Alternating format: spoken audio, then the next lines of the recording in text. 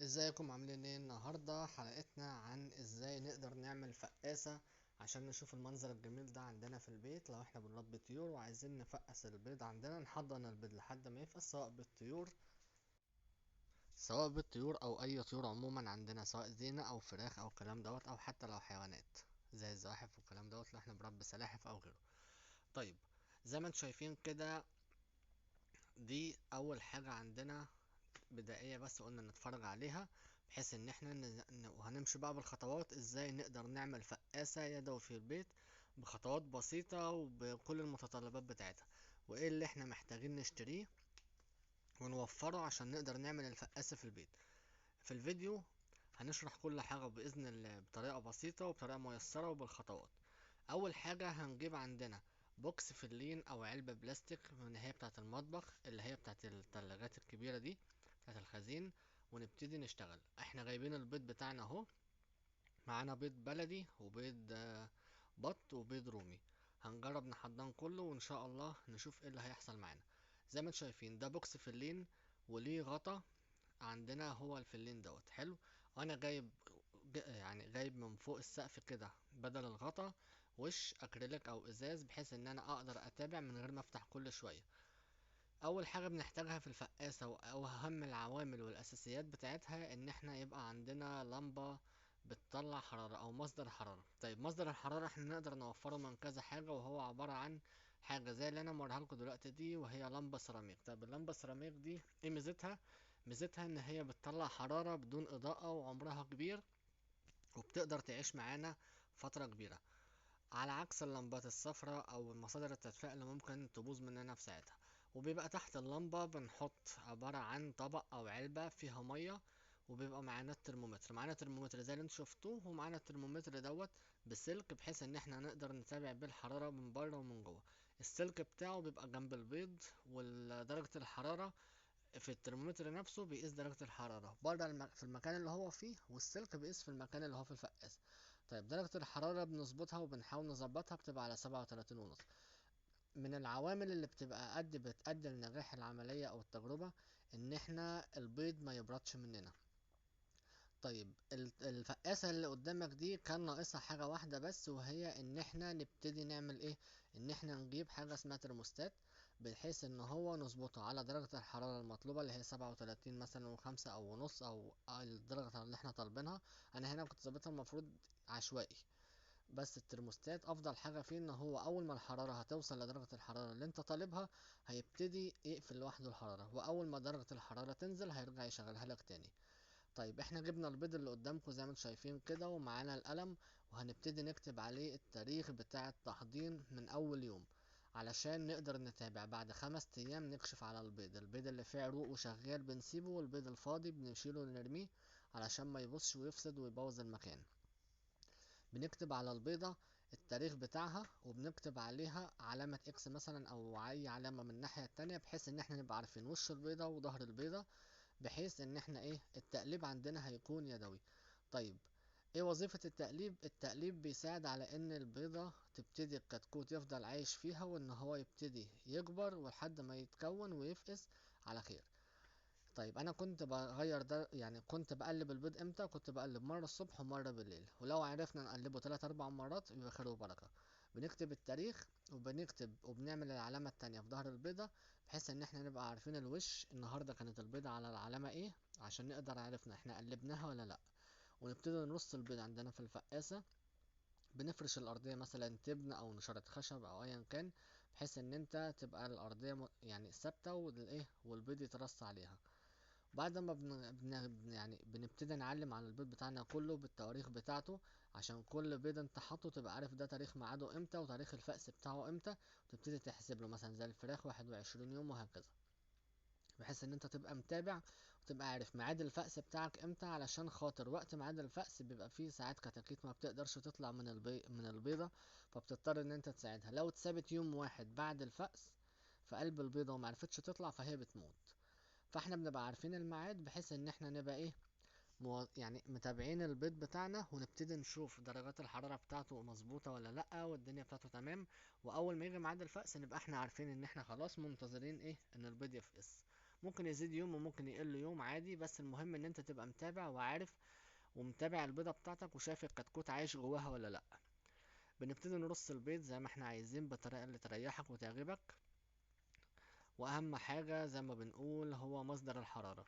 تقدر تجيب مصدر حرارة بان انت مثلا تجيب اللمبة الصفراء او تجيب اي حاجة بتطلع حرارة او لمبة سيراميك زي اللي انا وريتها لكم دي. لمبة السيراميك ما شاء الله عليها، وانا بستخدمها للزواحف عموما عشان خاطر تدفي يعني تدفي المكان والفقاسة بدون اضاءة، وفي نفس الوقت مش مفيش منها ازعاج. وايه كمان، وبتعيش معايا عمر طويل، يعني ممكن تقعد معايا 3 4 سنين 5 سنين بدون ايه مشاكل خالص، وبدون ان شاء الله ما هي تتحرق معانا. ما اضطرش ان انا كل فترة اغير. هي بتبقى غالية شوية، مثلا كنت اجيبها ب350 بحيث ان هي ايه هتعيش معايا العمر، يعني فترة كبيرة مش هحتاج ان انا اغير منها تاني. وبنبتدي بعد 5 ايام بنكشف على البيض. بعد ما بنحطه بنثبته اول 3 ايام بدون تقليب، ونبتدي نقلب من تالت يوم. بعد 5 ايام بنبتدي نكشف على البيض ونشوف البيض دوت بالنسبة لنا دلوقتي هل هو تمام ولا هو فاضي. البيض الفاضي بنبتدي نشيله من الفقاسة ونسيب البيض ايه السليم. وبنبتدي نكشف على البيضة تحت كشاف في مكان ضلمة زي ما هوريكم دلوقتي في الفيديو احنا عملنا ايه.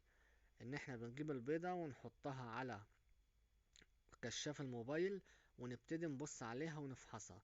ده كده كانت البيضة قعدت فترة، يعني ما كانتش طبعا بعد ال5 ايام، لان هو اول 5 ايام بيبقى نقطة كده اللي هو يعتبر القلب وعروق شوية صغيرة جنبيه. هنا زي ما انتم شايفين كده كان يعتبر الكتكوت كبر شوية في قلب البيضة. وهنفضل برضو احركه قدامكم كده لحد ما يتحرك عشان تشوفوه. الحتة الفاضية اللي من تحت ده اسمه كيس الهواء.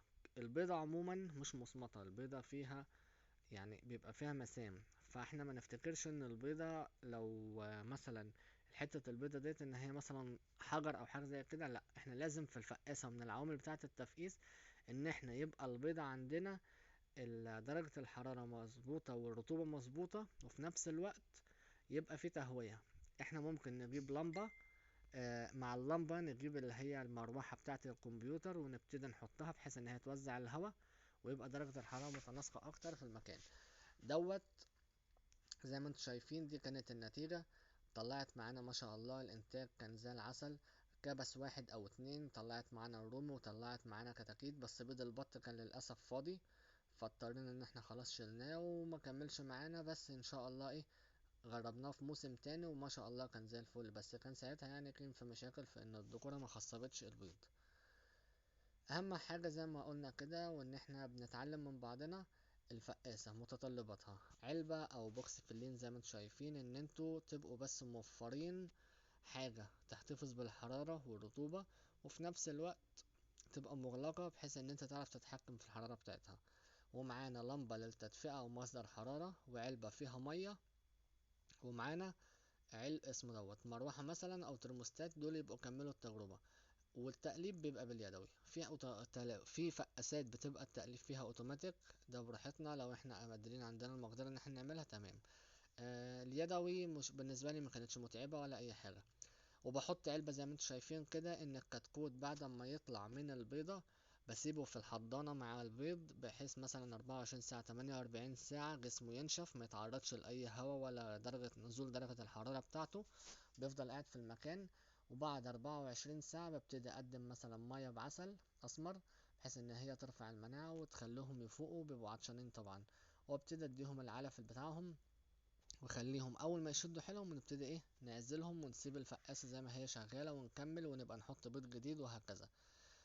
التجربة جميلة وممتعة حقيقي، يعني ما خسرتنيش لان انا كان عندي الفراخ ما عمرها ما رقدت، فكنت باخد دايما منها البيض وابتدي احضن وافقس واطلع منه وبعدين يكبروا ما شاء الله. كان يعني الانتاج زي الفل، وبتبقى الحاجة صحتها جميلة جدا.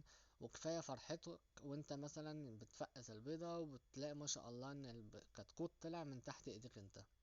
ربنا يكرمكم جميعا ويرزقكم بالخير الواسع يا رب. واللي محتاج مثلا استفسار في اي حاجة عن الفقاسة احنا مع بعضنا اكتب لي في التعليقات ونبتدي نتشاور مع بعضنا، واللي عنده معلومة في اي شيء يقول، وبعدين بنتعلم من بعض. اهم حاجة يا رب تكون الحلقة خفيفة وبسيطة عليكم وتكونوا استفدتوا منها على قدر المستطاع. وبرضه هنعيد تاني اخر حاجة خالص، الفقاسة بتبقى مستلزماتها ايه. عبارة عن مصدر تدفئة، وعبارة عن مصدر رطوبة، وعبارة عن ترمومتر يقيسلك الحرارة وتتابع بيها. يا ريت الترمومتر الديجيتال عشان خاطر بيبقى قاري معاك دايما، بحيث ان انت ما تفتحش وتقفل. ومروحة مثلا لو انت محتاج، عشان خاطر بتساعد اكتر ان الحرارة تتوزع في المكان اكتر وتهوي. وفي نفس الوقت البيض ما يبقاش فيه مصدر حرارة في مكان وفي مكان، وفي مصدر تدفئة وفي مصدر تهوية. والرطوبة دايما نتابع المية بتاعتنا ما نخليهاش تقل، او لو قربت تخلص مثلا نزودها بحيث ان احنا نرفع الرطوبة. اخر 3 ايام في التفقيس برضو بنسيب البيض ما بنقلبهوش ونبتدي نتابعه، ان شاء الله بتلاقي الكتكوت بدأ ينقر ويبتدي يطلع. اهم حاجة وانت اول ما في ميعاد الفأس لو لقيت البيضة نقرت ما تكسرهاش انت وما تستعجلش على طلوع الكتكوت، سيبه هو يحاول يطلع. ممكن تساعده بحاجة بسيطة خالص وبتسيبه هو ايه يحاول ان هو يطلع لوحده. علشان خاطر ساعات اغلب المساعدات بتبقى السرة ما قفلتش بتاعة الكتكوت، واول ما بيخرج من البيضة بيموت منك. فانت ما تستعجلش عليه وسيبه هو يحاول، ساعده حاجات بسيطة. الا في ميعاد ان هو خلاص هيفقس النهارده ومعرفش يطلع لتاني يوم، تبتدي انت تفتح البيضة وتساعده، بتكون جسمه لم. واحدة واحدة بنفتح من كيس الهواء او من الحتة اللي هو ناقر منها ونبتدي نخرجه. يا رب تكونوا استفدتوا، ان شاء الله تكون حلقة خفيفة وبسيطة عليكم. وانتظرونا، ما تنسوش المتابعة، وان شاء الله كل جديد معانا.